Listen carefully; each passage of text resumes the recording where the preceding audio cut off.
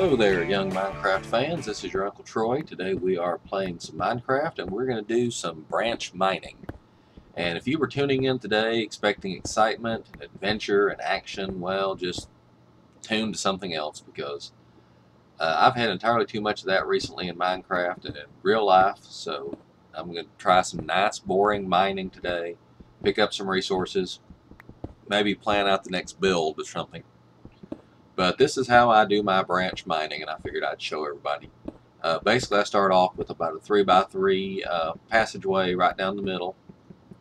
I'm at Y coordinate about 12 or so, just above the lava lakes, because while in the past I said, screw the lava, I'm going through the lava, I'm getting down, and I'm going to dig through the lava, whether the lava likes it or not. I'm going to dig through lava if it kills me. Well, entirely too often it was killing me. And while I liked being down below the lava, I liked seeing the bedrock under my feet, or adminium, or whatever you call it, the lowest levels, right there under my feet. It got to where it was too much stress trying to outsmart lava all the time. And I'm told by people who claim to have researched it, told by people who claim to know a lot more about Minecraft than I do, that up here around level 12, 13, 14, whatever, you're just as likely to find diamond and other resources as you are way down there at the bedrock level. In fact, supposedly this is a sweet spot where you're not only above the lava and don't have to worry about that as often, but diamonds are more likely to be found.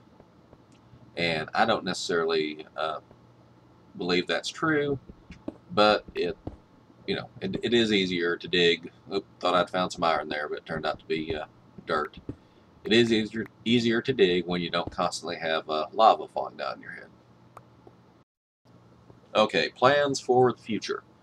The 1.8 update is coming out soon. It will have some adventure quality. I'm not sure if this is actually going to be the adventure mode or the adventure update, but apparently it's going to be the biggest change of the game since the Halloween update of last year.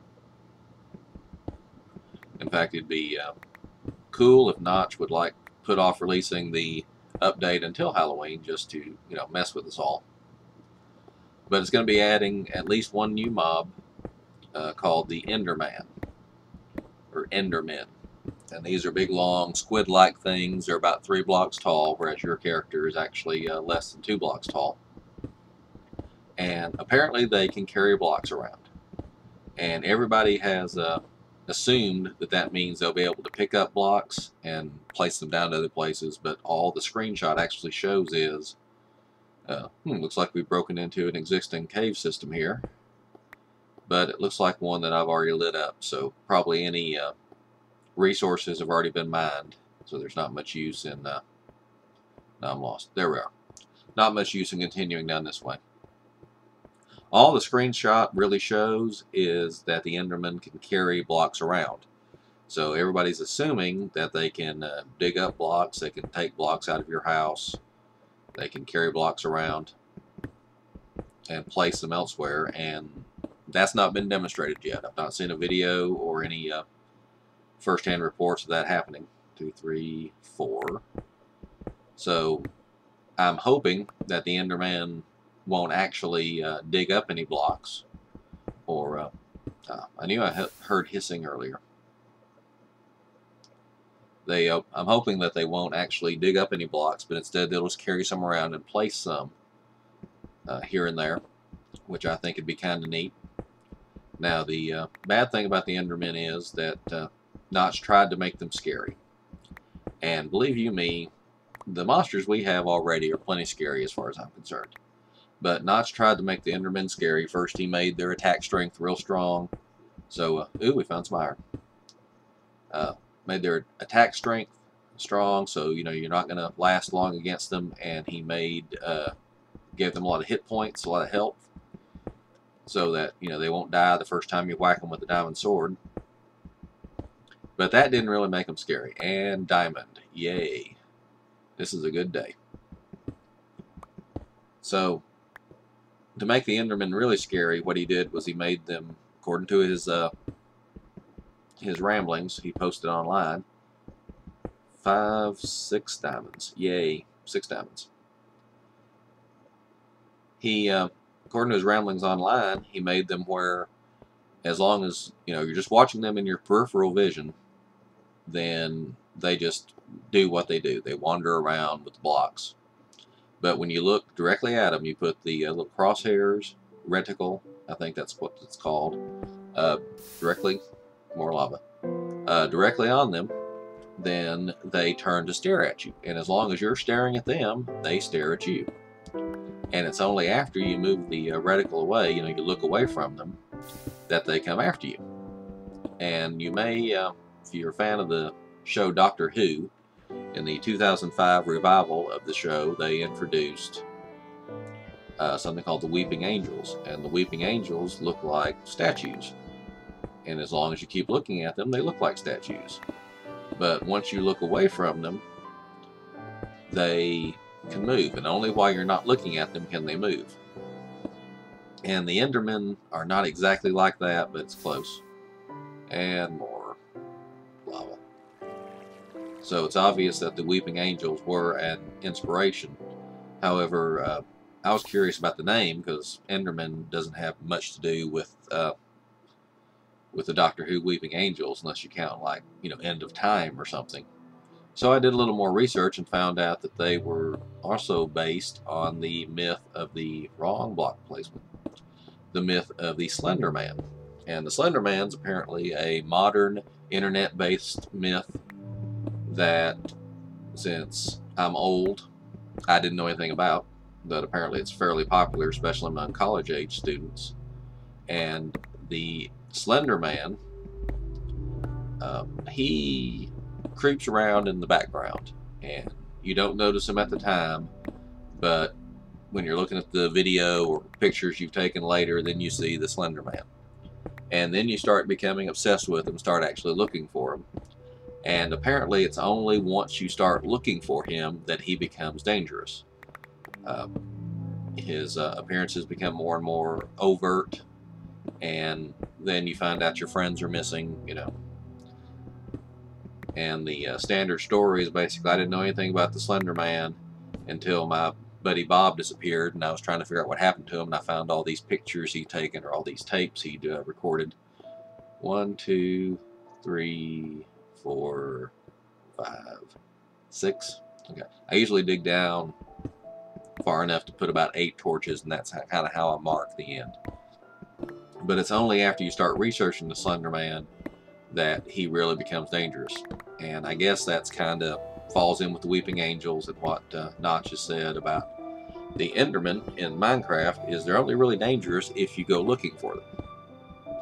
And I'm hoping that just accidentally, glancing in their direction from far off won't be enough to, set them off. You have to be fairly close, and I hope you have to keep the crosshairs on them for a fair amount of time, I don't want to just be looking out over a valley and sweep my crosshairs over a group of Endermen, and then, 10 of them suddenly start attacking me. He's also made them, I understand, very fast, and made them where they can teleport.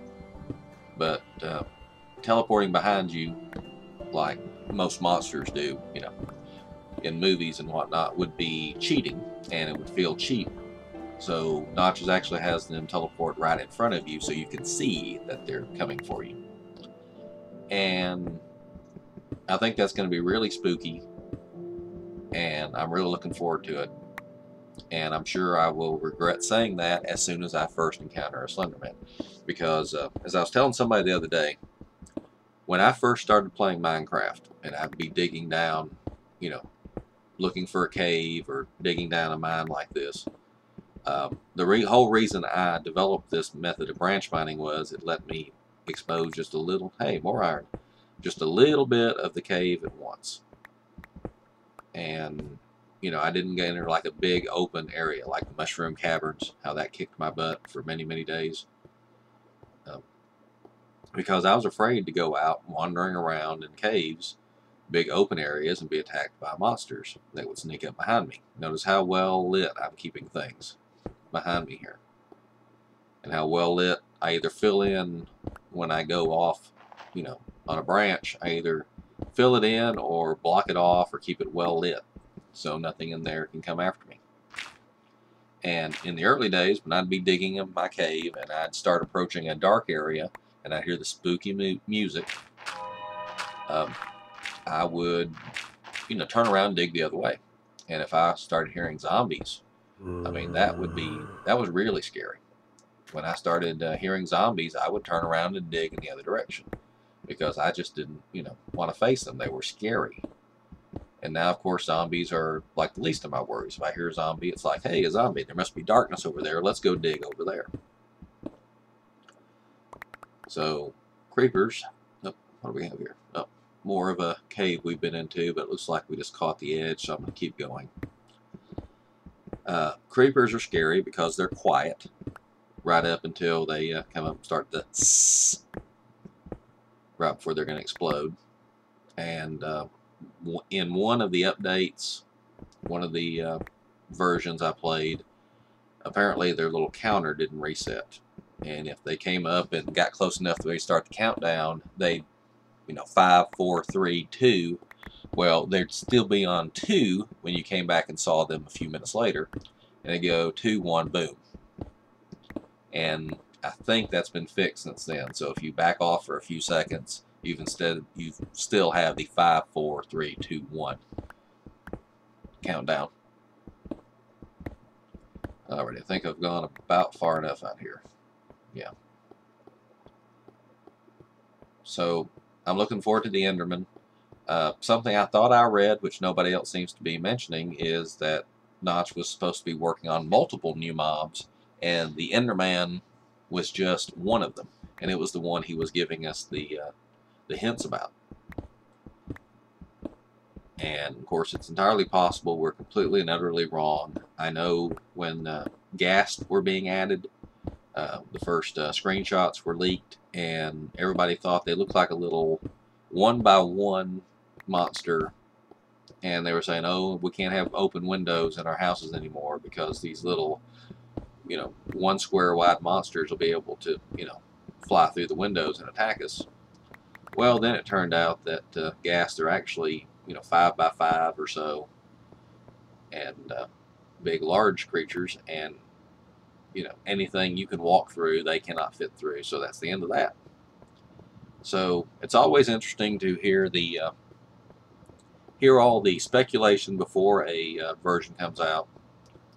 But basically, we'll just have to wait and see. And my plan right now is, here on this server, I'm going to make another railway through the Nether. Takes a couple thousand blocks away from the base, and then we'll wait until the new version comes out. We will probably wait a patch or two, you know, in case there's any show-stopping bugs, and then we'll, you know, set up a new base in the new area and check out the new monsters, check out the new terrain generation, which Notch seems to always tweak between versions and makes new interesting things to look at. And we'll start over, basically, or we will simply take our reset our server, start a brand new world, and start from then. But anyway, that's the plans, and I don't know, you know, when that will happen, but whenever Notch releases the update and it seems stable, you know, then we'll have some videos. Until then, I'm not sure exactly what type of videos I'm going to be making in the future. I'm actually a little out of ideas right now. I am planning to do more of the Dungeon Keeper games, and I'm actually considering getting together some of the better videos of the Slender Man myth, maybe reviewing some of the series, showing some of the better clips, doing some research into the whole Slender Man mythology. But they tell me if you start looking into Slender Man, then you attract his attention, and we don't want that.